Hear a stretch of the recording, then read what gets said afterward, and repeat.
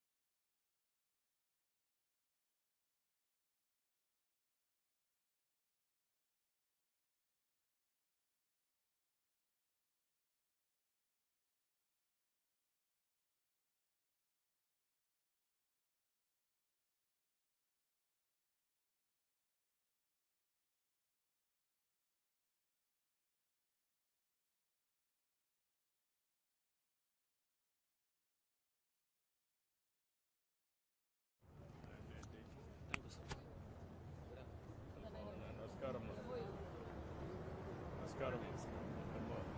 ఏమైనా ఇంప్రూవ్మెంట్ చూపించారా? నమస్కారం. MOU between Tanera sir. Tanera వాళ్ళకి మనం ఇస్తున్నాం సార్. వాళ్ళు మన ఊర్లోకి వచ్చి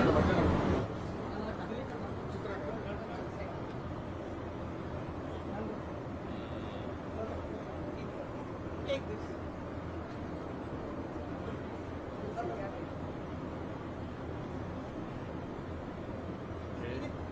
Good.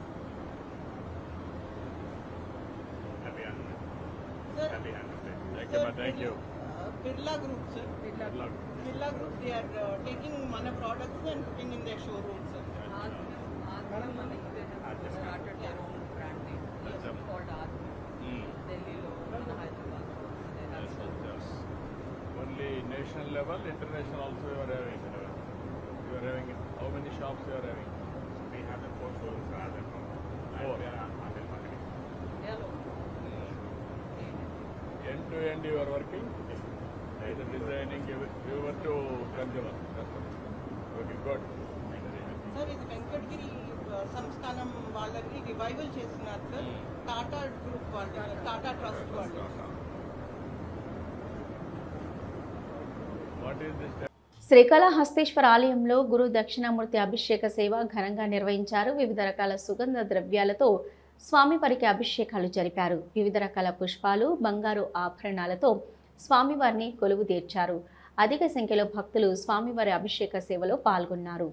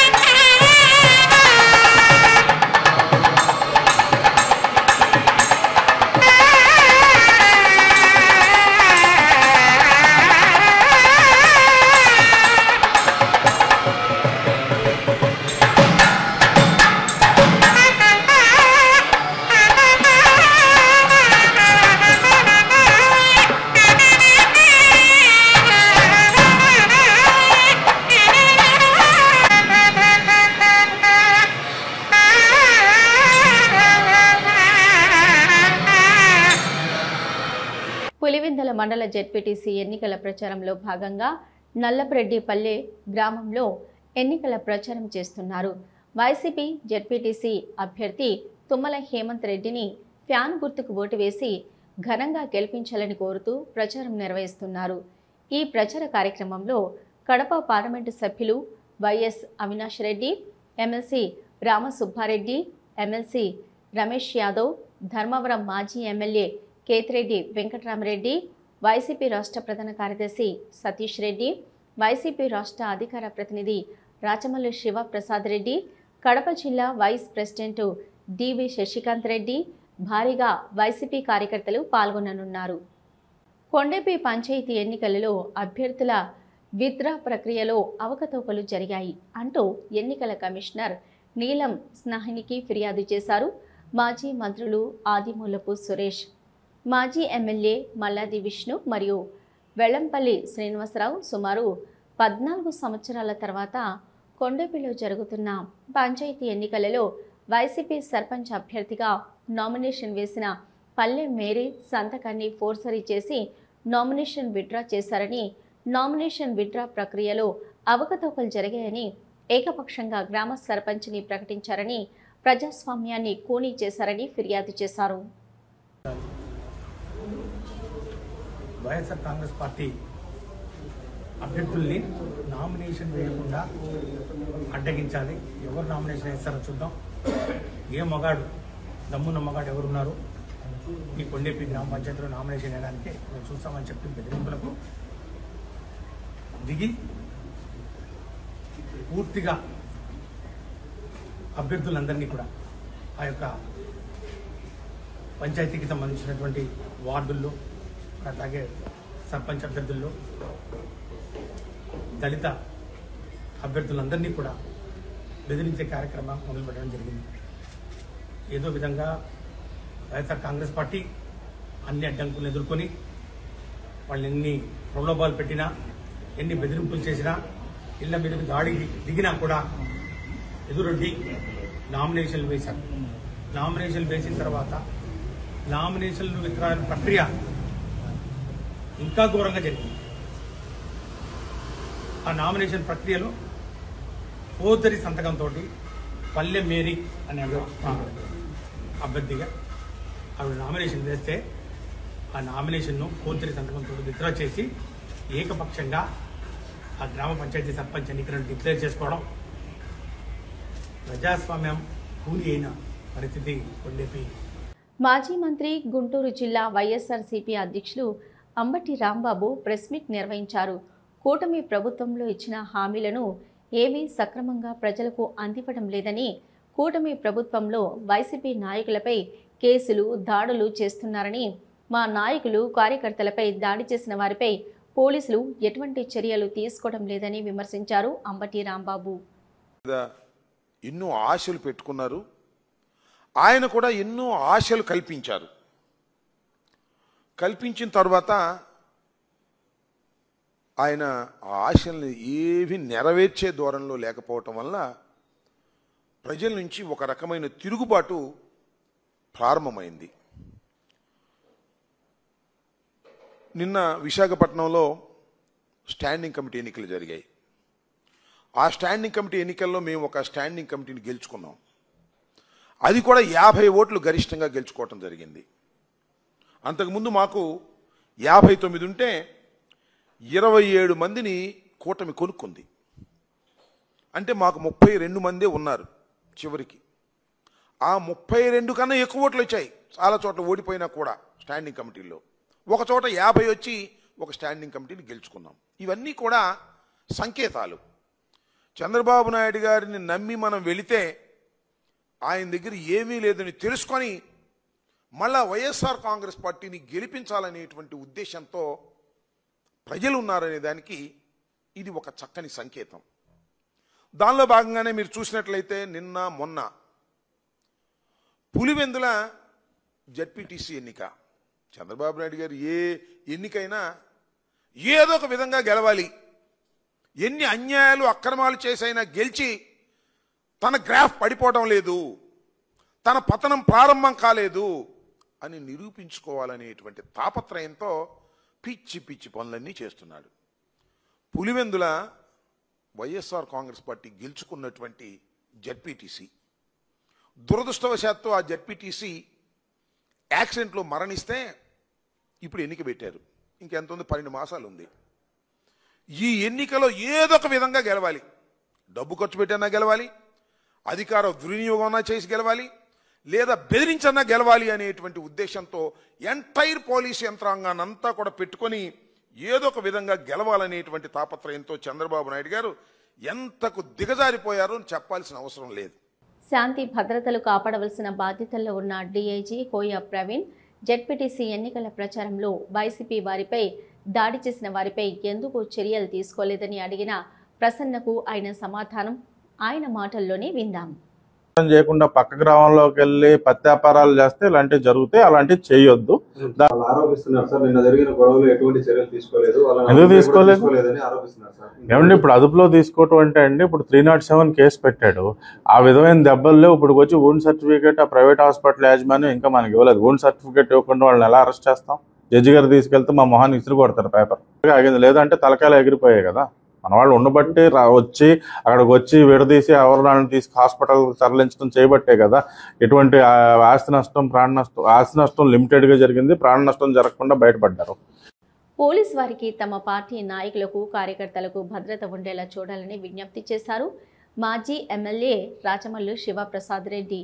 నిన్న వైసీపీ నాయకులపై జరిగిన దాడిని పోలీసులకు వివరిస్తూ తగిన రక్షణ కలిగించేలా పోలీస్ వారు చర్యలు తీసుకోవాలని కోరారు. మీరు డిప్లొమాటిక్ ఆన్సర్స్ ఇవ్వద్దండి.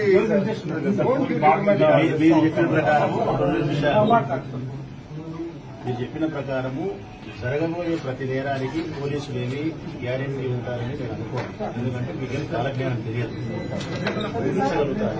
ఇక్కడ జరగచ్చు, జరగకపోవచ్చు. ఈ ఎలిమెంట్స్ ఒకసారి మీ ఊహ కరెక్ట్ అవుతారు, ఒకసారి మీ ఊహ కూడా నేరం జరుగుతుంది. సో మిమ్మల్ని నా బాధ ఏంటంటే నేరం జరిగిన తర్వాత మళ్ళా నేరం జరగకుండా మీరు జాగ్రత్తలు తీసుకోవడం మీ బాధ్యత. ఇక్కడ నా బాధ ఏంటంటే నిన్న ఎవడు కిరికిరి భాష అనేవాడు, విజయ్ కుమార్ అనేవాడు ఎవరైతే దాడి చేసి ఉన్నాడో, హత్యా ప్రయత్నం చేసినాడో 307 సెక్షన్లో ముద్దాయి నిన్న 307 అయినాడు. నిన్న 307లో ముద్దాయి అయిన వ్యక్తులు 24 గంటలు గడవక ముందే మరొక 307లో ముద్దాయిలు అవుతున్నారు. 2-4 కిలోమీటర్ల వరకే. అందరూ చేనేత కార్మికులు అని పిలుస్తారు, నేను మాత్రం చేనేత కళాకారులు అని పిలుస్తానని ఉద్ఘాటించారు మంత్రి నారా లోకేష్. చేనేత కళాకారుల గురించి నారా లోకేష్ మాట్లాడుతూ చేనేత కుటుంబాలకు తాను ఎల్లవేళలా అందుబాటులో ఉంటూ వారి అభివృద్ధికి కృషి చేస్తానని హామీ ఇచ్చారు. మంగళగిరి నియోజకవర్గంలో జాతీయ చేనేత దినోత్సవం జరుపుకుంటాం నా అదృష్టంగా నేను భావిస్తున్నా. అందరూ చేనేతల్ని కార్మికులు అంటారు, కానీ చేనేత సోదరులు పడుతున్న కష్టాలు నేరుగా నేను చూశాను. దారానికి రంగు ఎక్కించేదాని దగ్గర నుంచి మగ్గాల పైన చేరనేసే వరకు అహర్నిశలు శ్రమిస్తారు, కష్టపడతారు, అద్భుతమైన డిజైన్స్ తీసుకొస్తారు. అందుకే నేతలందరినీ నేను చేనేత కళాకారులని ఈ సభాముఖంగా పిలుస్తున్నాను. 2019లో 21 రోజుల ముందల తెలుగుదేశం పార్టీ అభ్యర్థిగా మీ ముందరకు వచ్చా. మంగళగిరి నియోజకవర్గంలో 5300 ఓట్లతో ఓడిపోయా. కానీ మంగళగిరి పట్టణం ఆనాడు నాకు 7000 ఓట్ల మెజారిటీ ఇచ్చింది. ఆనాడే నిర్ణయించాను మా చేనేత సోదరులు నా సొంత కుటుంబ సభ్యులని. ఓడిపోయిన మొదటి రోజు నాకు బాధ ఆవేదన కలిగింది, కానీ రెండో రోజు నుంచి ఆ బాధ ఆవేదన నాలో కసి పెంచింది. ఎట్టి పరిస్థితుల్లో మరి 5 సంవత్సరాలు ఇక్కడనే పనిచేస్తాను, ప్రజలకి అందుబాటులో ఉంటానని నిర్ణయించుకున్నా. చంద్రబాబు నాయుడు గారి సహకారంతో 26 సంక్షేమ అభివృద్ధి కార్యక్రమాలు ప్రతిపక్షంలో ఉంటూ మంగళగిరి నియోజకవర్గంలో మేము చేస్తాం జరిగింది.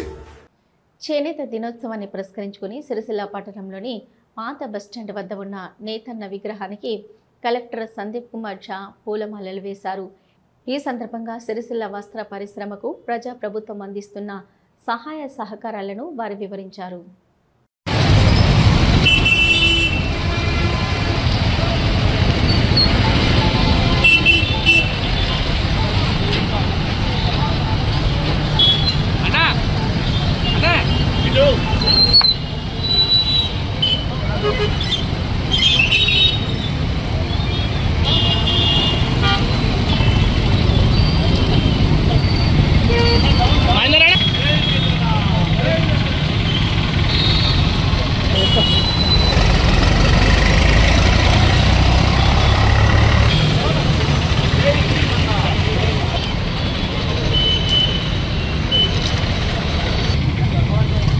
ఏఐసిసి అధ్యక్షులు మల్లికార్జున ఖర్గేని ఖర్గే కార్యాలయంలో తెలంగాణ రాష్ట్ర ముఖ్యమంత్రి రేవంత్ రెడ్డి, ఉప ముఖ్యమంత్రి భట్టి విక్రమార్క, టీపీసీసీ అధ్యక్షులు మహేష్ గౌడ్, రాష్ట్ర మంత్రివర్గ బృందం మరియు తెలంగాణ కాంగ్రెస్ పార్టీ పార్లమెంటు సభ్యులతో కలిసి మర్యాదపూర్వకంగా కలిశారు. ఈ సందర్భంగా తెలంగాణ రాష్ట్రంలో ఇటీవల నిర్వహించిన కుల గణన, నిన్న నిర్వహించిన 42% బీసీ రిజర్వేషన్ల కార్యక్రమంపై మల్లికార్జున ఖర్గేకు వివరించారు.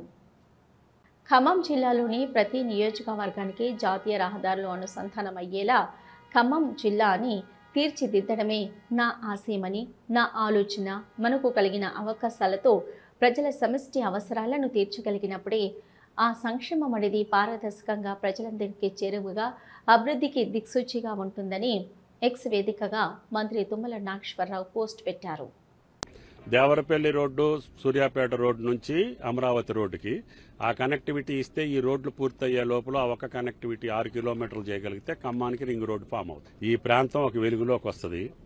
ఈ ప్రాంతంలో రైతులు పండించేటటువంటి పంటలకి అటు రాజమండ్రికి కూడా అరగంటలో పోవచ్చు, ఇక్కడ నుంచి కేశవాపురం నుంచి ఖమ్మం అరగంటలో పోవచ్చు. ఎక్కడికి వెళ్లాలన్నా కూడా ఇప్పుడు మీరు ఖమ్మం టు రాజమండ్రి 1 అవర్ కంటే ఎక్కువ పట్టదు. ఇప్పుడు 4 గంటలు 5 గంటలు పోయేది. టైం ఒకటి కలిసి వస్తుంది, డిస్టెన్స్ ఒకటి కలిసి వస్తుంది, ఫ్యూయల్ కలిసి వస్తుంది, జాతీయ ఆదాయం పెరుగుద్ది. కాబట్టి రేపు భవిష్యత్తులో ఈ రహదారి అమ్మటి మీకు మార్కెట్స్ కావచ్చు, ఖమ్మం మార్కెట్ వస్తుంది, వైరా మార్కెట్ వస్తుంది, సత్తుపల్లి మార్కెట్ వస్తుంది. ఇవన్నీ ఎక్స్పోర్ట్ చేయాలన్నా రైతులు పండించిన పంటలన్నింటినీ ఎక్కడికి పోవాలన్నా గంటలో పట్టణానికి చేరుకునే అవకాశం వస్తుంది. వాల్యూ యాడెడ్ చేసేటటువంటి ఫ్యాక్టరీలు, ప్రాసెసింగ్ యూనిట్లు. కాబట్టి రహదారి రైతుల కోసం, రహదారి ప్రజా సౌకర్యం కోసం, రహదారి దేశ అభివృద్ధి కోసం. అందుకనే పట్టుబట్టి ఖమ్మం జిల్లా నిండా ప్రతి నియోజకవర్గంలో జాతీయ రహదారులు చేసే అవకాశం భగవంతుడు శ్రీరామచంద్రుడు మీరు నాకు కల్పించారు.